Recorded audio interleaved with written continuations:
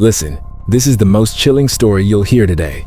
Imagine dreaming of a better future, only to have it ripped away in the cruelest way possible. This is the story of Daniel Zamudio, a tragedy so brutal it shook an entire nation and changed its laws forever. Daniel Zamudio was just 24, a young man full of life, dreams, and love. But in March 2012, his life took a horrifying turn, ending in a crime so shocking it sparked global outrage.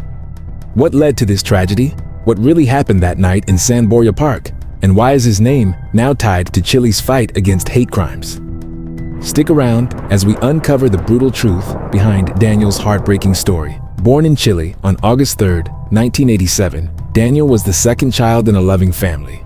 He came out as gay at 17, a brave move in a society still grappling with acceptance.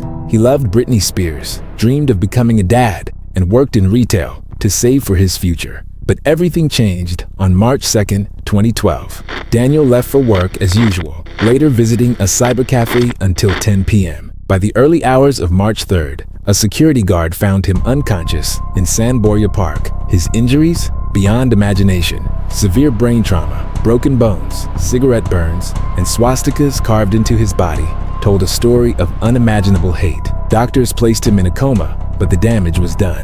The group responsible, 4 men with disturbing histories: Alejandro Axel Angulo Tapia, 26, Patricio Ivan Ahumada Garay, 25, Raul Alfonso Lopez Fuentes, 25, Fabian Alexis Mora Mora, 19. They targeted Daniel simply for who he was. Witnesses revealed the horrifying details. Raul started by kicking Daniel and taunting him about his sexuality.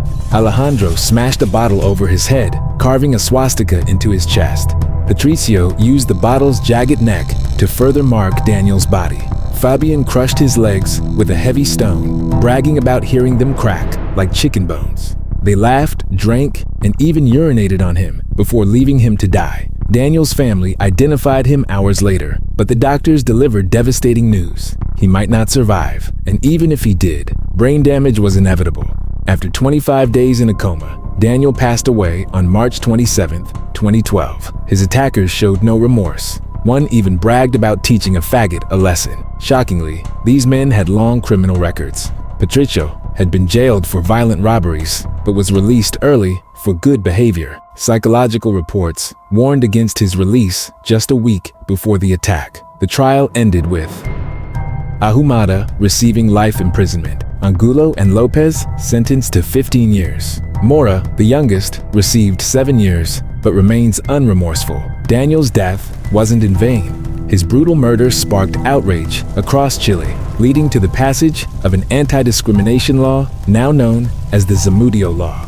His name stands as a symbol in the fight against hate crimes, reminding us that silence is never an option. Don't let Daniel's story be forgotten. Share this video, leave a comment, and subscribe for more stories that demand justice. Let's make sure his legacy lives on.